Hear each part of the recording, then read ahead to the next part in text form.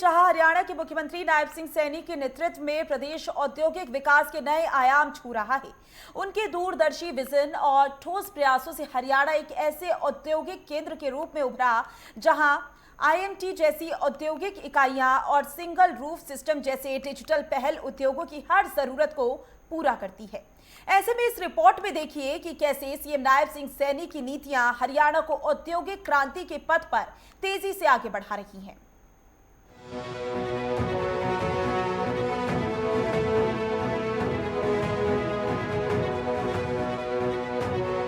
मुख्यमंत्री नायब सिंह सैनी के नेतृत्व में हरियाणा सरकार उद्योग और औद्योगिक विकास को नई ऊंचाइयों पर ले जाने के लिए प्रतिबद्ध है। सरकार ने निवेशकों के लिए अनुकूल माहौल बनाने और व्यापार को आसान बनाने के लिए कई महत्वपूर्ण कदम उठाए हैं। इनमें नीतिगत सुधारों, बुनियादी ढांचे के विकास और सिंगल विंडो क्लियरेंस सिस्टम शामिल है।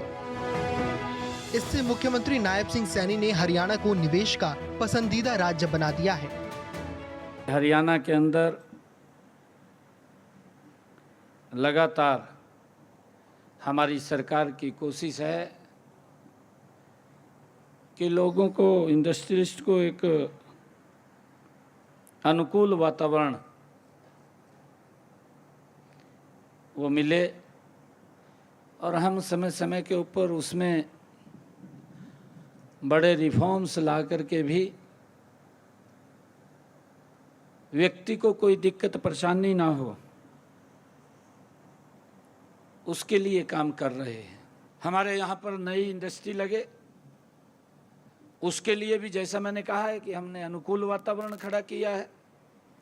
हमने सुझाव भी लिए हैं, इंडस्ट्रियलिस्ट के बीच में गए, शायद आप में से कई लोगों के सुझाव उसके अंदर आए होंगे, और जो सुझाव हमने लिए उसको इम्प्लीमेंट किया और हमने अपने बजट के उसमें शामिल किया। मुख्यमंत्री नायब सिंह सैनी ने बताया कि हरियाणा सरकार ने उद्योगों के लिए एक अभूतपूर्व और अनुकूल वातावरण तैयार किया है। सीधे संपर्क को मजबूत करने के लिए कई सुधार लागू किए गए हैं। सिंगल विंडो सिस्टम से आगे बढ़कर सिंगल रूफ सिस्टम लागू किया गया है, जिसके तहत हर सेवा के लिए निश्चित समय सीमा तय की गई है। यहाँ तक कि हरियाणा में अलग अलग विभागों से मिलने वाली एनओसी की प्रक्रिया सरल कर दी गई है, जिसमें कम से कम 15 दिन और ज्यादा से ज्यादा 45 दिन का समय निर्धारित है। ये यकीनन सीएम नायब सिंह सैनी के दूरदर्शी नेतृत्व का प्रमाण है। जो सिंगल विंडो सिस्टम है उससे भी आगे बढ़कर के सिंगल रूफ सिस्टम, कि आप अगर एक एप्लीकेशन देंगे उसका टाइम पीरियड भी हमने तय कर दिया है। पहले ये 30 दिन था कम से कम मिनिमम, अब इसको कम करके हमने 15 दिन किया है कि अगर एक एप्लीकेशन आएगी तो 15 दिन के अंदर आपके पूरे कागज अगर फिल होंगे तो आपको 15 दिन में पूरी हर डिपार्टमेंट की एनओसी मिल करके आपके पास पहुंच जाएगी, आप अपनी इंडस्ट्री लगा सकते हैं। मुख्यमंत्री नायब सिंह सैनी भविष्य के विजन पर काम करते हैं, जिसका उद्देश्य है हरियाणा को औद्योगिक और नवाचार के क्षेत्र में अग्रणी बनाना।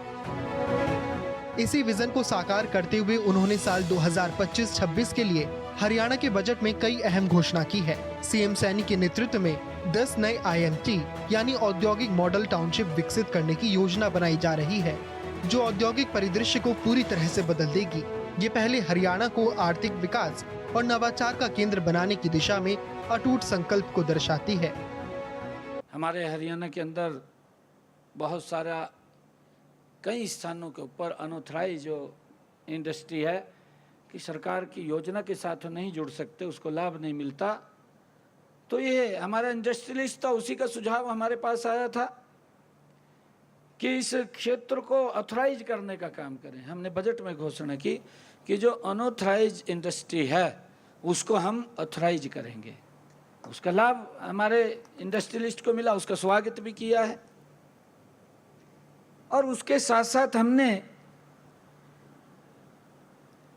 अपने बजट के अंदर हरियाणा प्रदेश के अंदर 10 आईएमटी 10 जिलों के अंदर बनाने की वो घोषणा की है। और वो 10 IMT यहाँ पर, उसके लिए हम सारी रचना योजना उसकी तैयार कर रहे हैं। शीघ्र ही वो मार्केट के अंदर स्थान भी आ जाएंगे।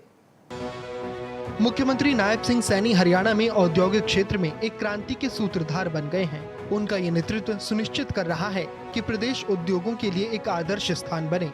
उन्हें इस बात का गर्व है कि हरियाणा में औद्योगिक विकास के लिए सभी आधारभूत सुविधाएं जैसे सड़क, रेल और हवाई कनेक्टिविटी उद्योगों की आवश्यकताओं के मुताबिक उपलब्ध हैं। कि हरियाणा के अंदर हम, क्योंकि जो इंडस्ट्री लगती है उसके अंदर कई चीज़ें, जो हमारा सबसे पहला जो उसके अंदर विषय होता है कि हमारा रास्ता नज़दीक हो, एयरपोर्ट के नज़दीक हो, रेलवे स्टेशन के नज़दीक हो, ताकि आने जाने में रोड्स ठीक हों, वो दिक्कत ना हो। ये सब मुख्यमंत्री नायब सिंह सैनी के दूरदर्शी विजन का ही परिणाम है कि इन कंपनियों की स्थापना से प्रदेश के औद्योगिक विकास को अभूतपूर्व मजबूती मिल रही है, जिससे रोजगार के नए अवसर सृजित हो रहे हैं और राज्य की आर्थिक समृद्धि आगे बढ़ रही है।